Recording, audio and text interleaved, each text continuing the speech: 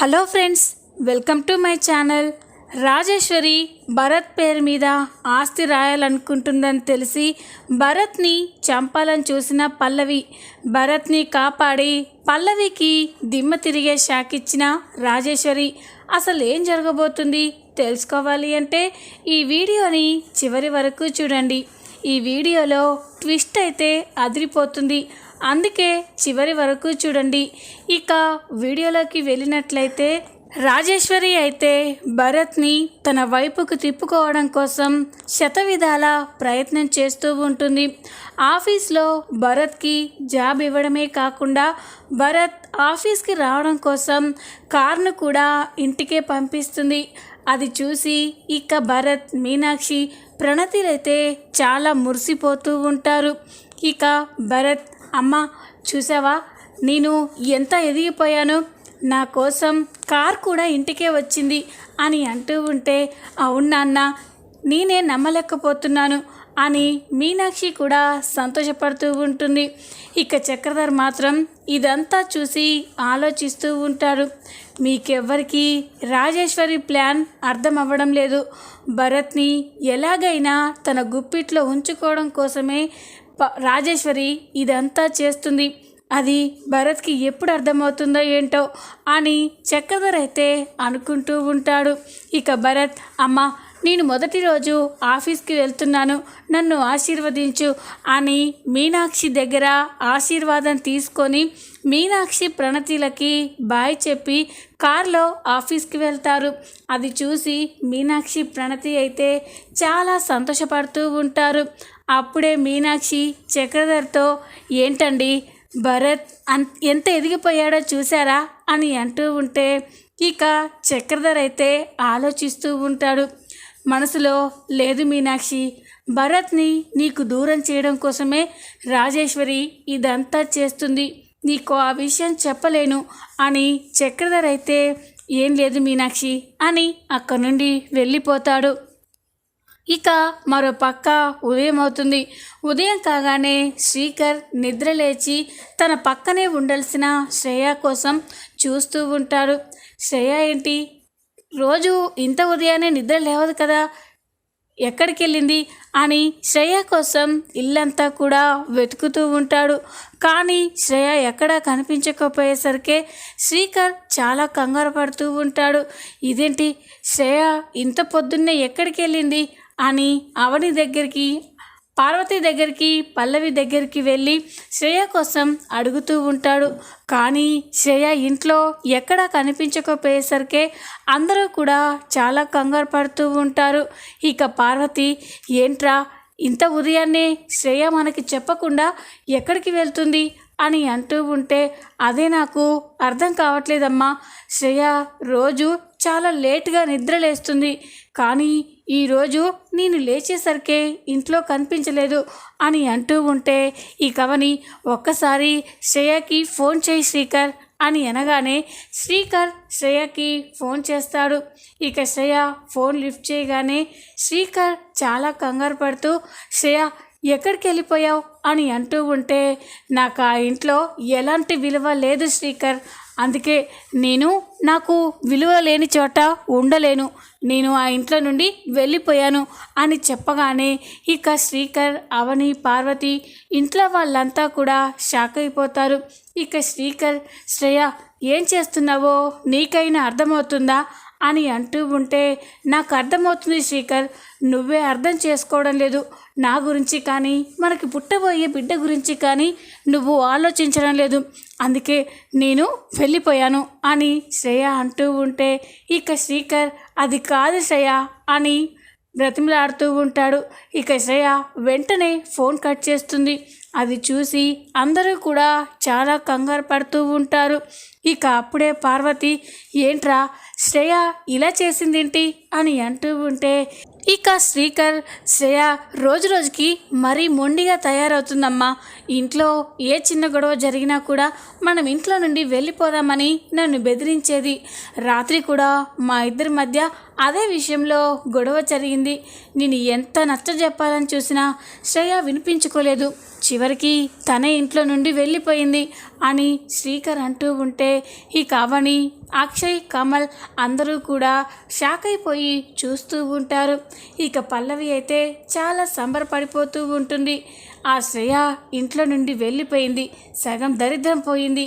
ఇప్పుడు శ్రేయ కోసం ఖచ్చితంగా ఈ శ్రీకర్ కూడా బయటికి వెళ్ళాల్సిందే అని పల్లవి అనుకుంటూ ఉంటుంది. అప్పుడే ఇక శ్రీకర్ ఏం చేయాలో అర్థం కావట్లేదు అని అనగానే అవని, శ్రీకర్ నువ్వు కూడా శ్రేయతో పాటే వెళ్ళు అని అనగానే ఇక శ్రీకర్ ఇంట్లో వాళ్ళంతా షాక్ అయిపోతారు. ఏంటదినా నువ్వు కూడా శ్రేయలాగే మాట్లాడుతున్నావు అంటే శ్రేయ కోసం నేను నా ఫ్యామిలీని వదులుకోవాలా? లేదదినా, అంతగా అయితే నేను శ్రేయనైనా వదులుకుంటాను కానీ నా ఫ్యామిలీని వదులుకోలేను అని శ్రీకర్ అంటూ ఉంటే ఇక అవని, శ్రీకర్ నేను చెప్పేది ఒకసారి విను. శ్రేయకి మన గురించి తనకు అర్థమయ్యేలా చెయ్యాలి. ఇక్కడ ఉంటే తనని ఎంత బాగా చూసుకున్నామో, తనని ఎంత కేరింగ్గా చూసుకున్నామో శ్రేయకి అర్థం కావాలి. అలా అర్థం కావాలి అంటే నువ్వు కూడా శ్రేయతో పాటే ఉండాలి అని అనగానే ఇక శ్రీకర్, అక్షయ్, పార్వతి షాక్ అయిపోయి చూస్తూ ఉంటారు. ఇక అక్షయ్, ఏంటవని ఏం మాట్లాడుతున్నావు నువ్వు అని అనగానే, అవునండి శ్రేయ మాటి మాటికి ఇలా ఇంట్లో నుండి వెళ్ళిపోతానని బెదిరిస్తూ ఉంటుంది. దానికి చెక్ పెట్టాలి అంటే ఇదే కరెక్ట్. శ్రేయ ఇంట్లో ఉన్నప్పుడు తనని ఎంత అపురూపంగా చూసుకున్నాం, కాలు కింద పెట్టకుండా తన ఎంతో జాగ్రత్తగా చూసుకున్నాం. కావలసినవన్నీ తన కాళ్ళ దగ్గరికే నేను, అత్తయ్య, పల్లవి తీసుకెళ్ళి ఇస్తున్నాం. ఇప్పుడు శ్రేయ ఇంట్లో నుండి వెళ్ళిపోతే తనకు అవన్నీ ఎవరు చేస్తారు?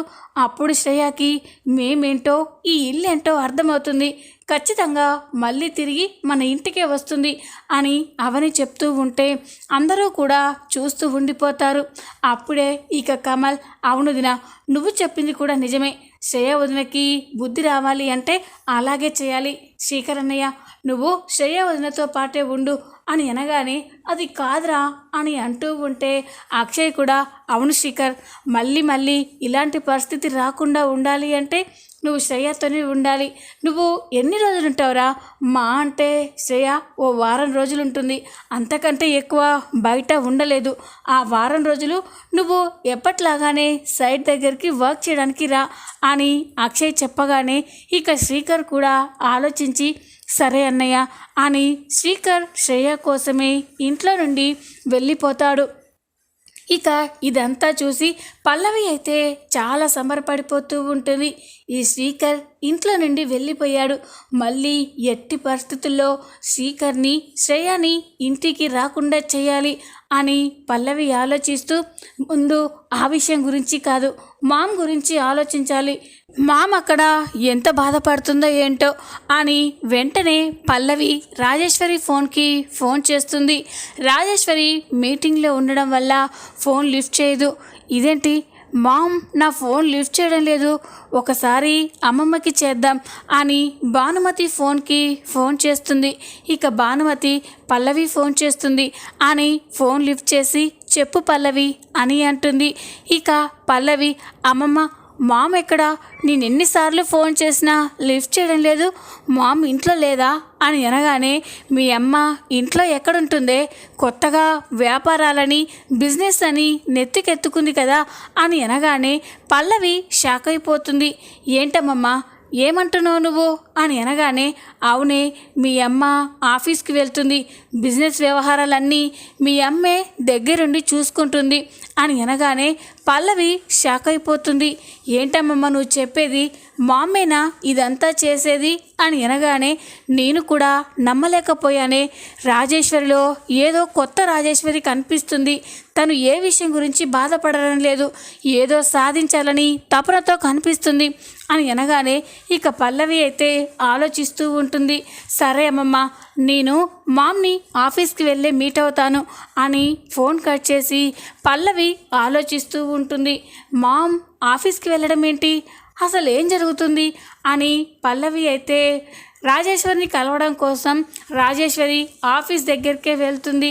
పల్లవి ఆఫీస్లోకి వెళ్ళగానే భరత్ అక్కడ మేనేజర్ చైర్లో కూర్చోవడం చూసి ఒక్కసారిగా షాక్ అయిపోతుంది.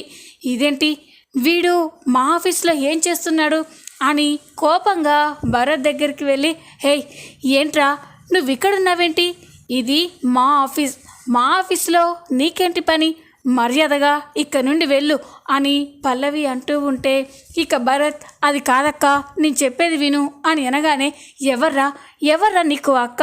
ఇంకోసారి నన్ను అలా పిలిచావంటే నేను ఊరుకోను అని పల్లవి కోపంగా చెప్తూ ఉంటుంది.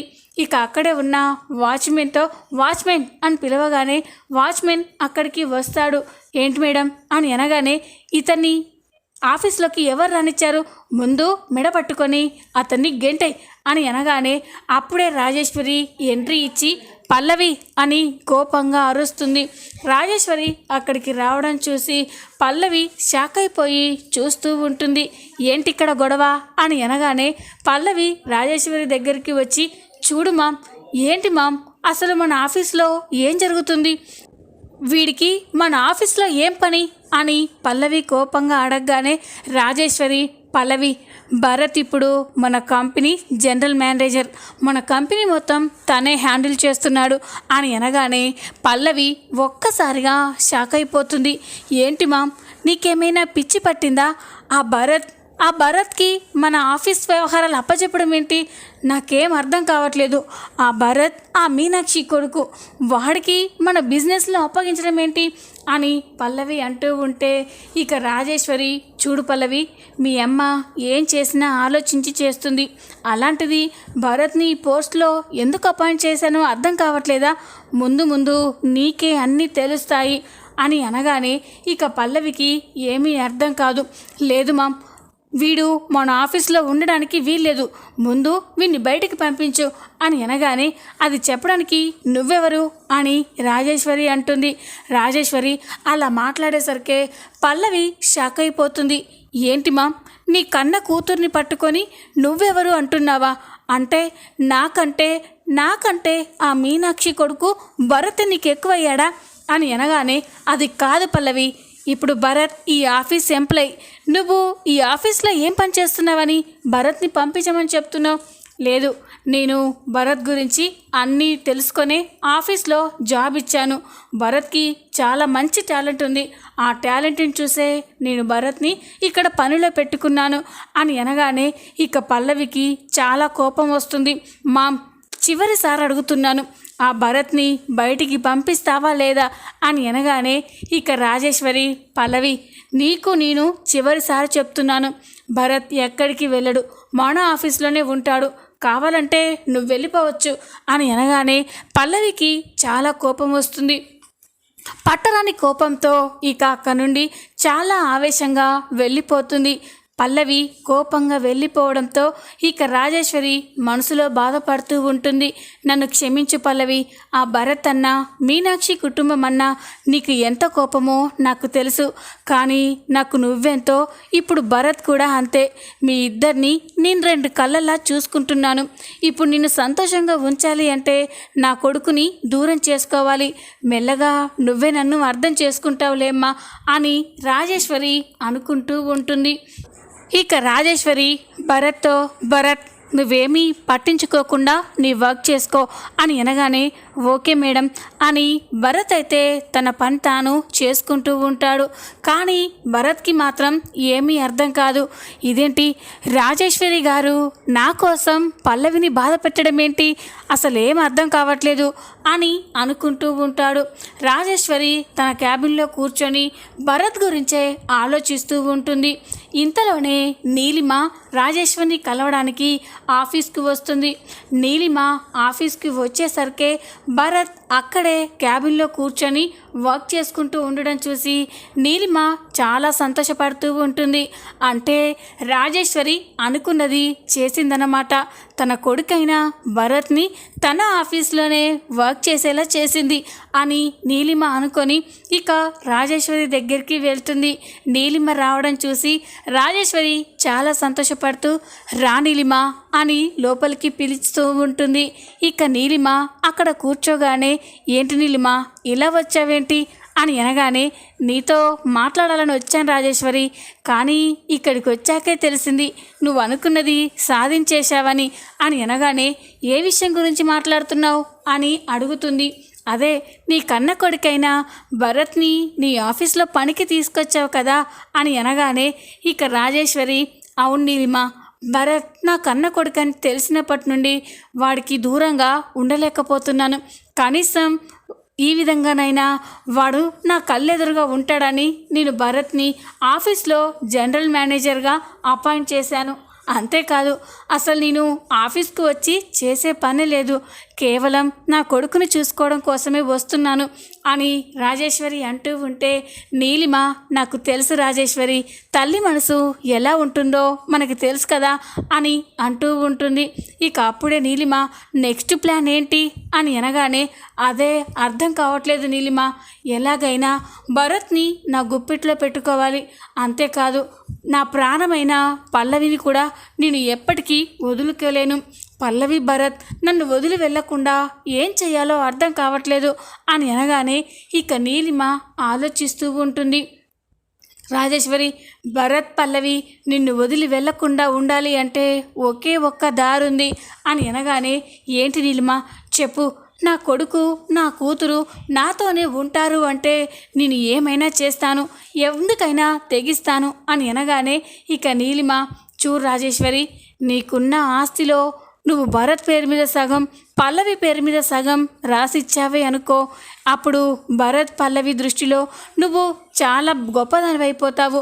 పల్లవి ముందు అర్థం చేసుకోకపోవచ్చు, కానీ పల్లవి కన్న తల్లి ఆ మీనాక్షి అని తెలిసినా కూడా, తన కూతురు కాదని తెలిసినా నువ్వు తన ఆస్తిని సగం పల్లవి పేరు మీద రాసావని పల్లవికి నీ మీద ఎప్పటికీ ప్రేమ, అభిమానం అలాగే ఉంటుంది.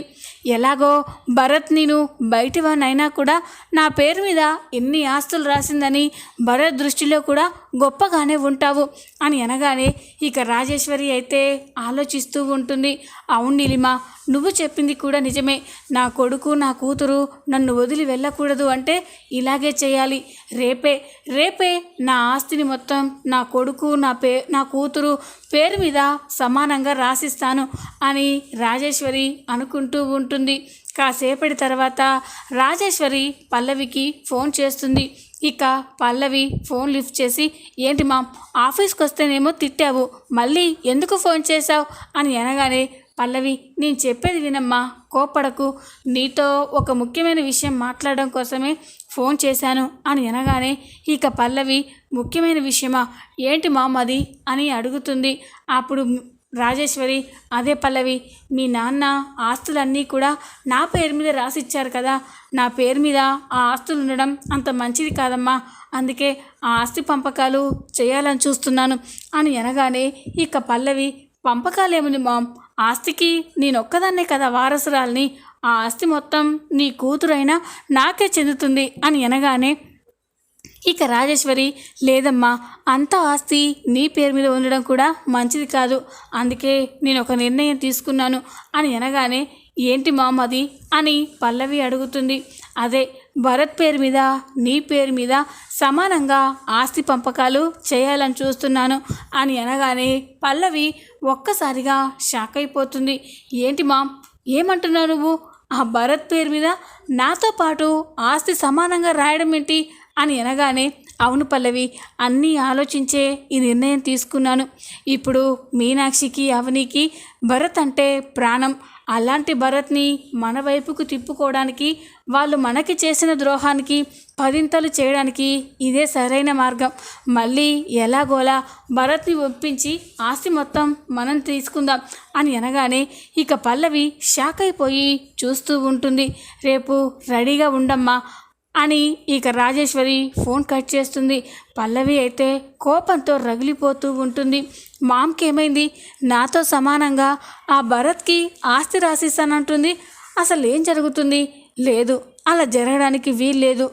చక్రధర్ రాజేశ్వరిలా ఏకైక కూతుర్ని నేను, ఆ ఆస్తి మొత్తానికి వారసురాల్ని నేను, ఆ ఆస్తి మొత్తం నా పేరు మీద ఉండాలి, అంతేగాని ఆ మీనాక్షి కొడుకైనా భరత్ పేరు మీద రాస్తూ ఉంటే ఎలా చూస్తూ ఊరుకుంటాను, లేదు, వాడి పేరు మీద ఆస్తి రాయకూడదు, అలా రాయకూడదు అంటే వాడిని తెల్లారేసరికి లేపేయాలి అని పల్లవి నిర్ణయించుకుంటుంది.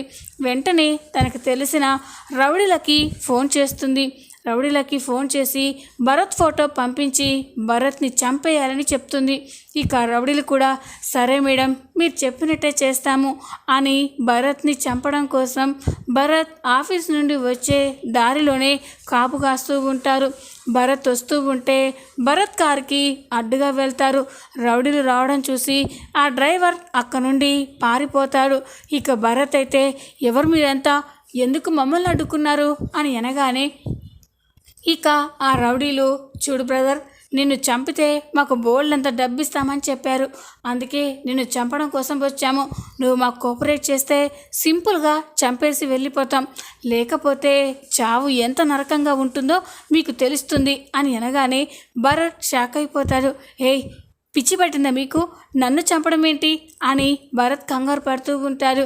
ఇంకా మాటలేంట్రా పని కానివ్వండి అని అందరూ భరత్ దగ్గరికి వెళ్ళి భరత్ చేతులు పట్టుకొని భరత్ని చంపైపోతూ ఉంటారు. ఇంతలోనే అక్కడికి కారులో రాజేశ్వరి వస్తుంది. భరత్ ప్రమాదంలో ఉండడం చూసి రాజేశ్వరి ఒక్కసారిగా షాక్ అయిపోతుంది. వెంటనే కార్ని స్టాప్ చేసి రేయ్ ఎవర్రా మీరంతా, తనని నా కొడుకుని ఏం చేస్తున్నారు అని అనగానే ఇక భరత్ ఒక్కసారిగా షాక్ అయిపోతారు. ఇక రౌడీలు కూడా కొడుకుని వెతుక్కుంటూ తల్లి వచ్చిందనమాట, తల్లి కొడుకులు ఇద్దరిని లేపేస్తే పని అయిపోతుంది అని ఇక రాజేశ్వరి మీద కూడా వెళ్తూ ఉంటే రాజేశ్వరి తన కారులో ఉన్న రివాల్వర్ తీసి ఆ రౌడీలని బెదిరిస్తూ ఉంటుంది. దమ్ముంటే ఇప్పుడు రండ్రా మమ్మల్ని చంపాలని చూస్తారా అని అంటూ ఉంటే ఇక ఆ రివాల్వర్ చూసి రౌడీలు ఒక్కసారిగా షాక్ అయిపోతారు. ఇక రాజేశ్వరి ఆ రివాల్వర్ నుంచి 2-3 గుండ్లు షూట్ చేసేసరికి రౌడీలు భయపడి అక్కడి నుండి పారిపోతారు. ఇక భరత్ అయితే రాజేశ్వరి తనని కాపాడడం చూసి చాలా సంతోషపడుతూ ఉంటాడు. చూద్దాం రాబోయే ఎపిసోడ్లో ఏం జరగబోతుందో. ఈ వీడియో కనుక మీకు నచ్చినట్లయితే లైక్ చేయండి, సబ్స్క్రైబ్ చేసుకోండి. Thanks for watching.